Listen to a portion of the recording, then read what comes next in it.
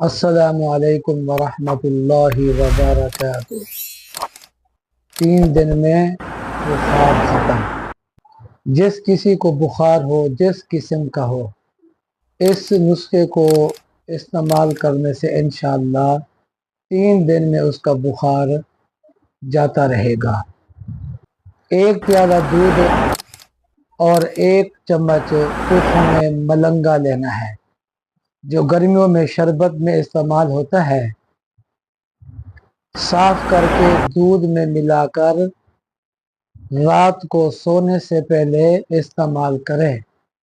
بعد میں پانی نہیں پینا۔ 3 دن آپ یہ نسخہ استعمال کریں، انشاءاللہ 3 دن کے اندر آپ کا بخار ختم ہو جائے گا۔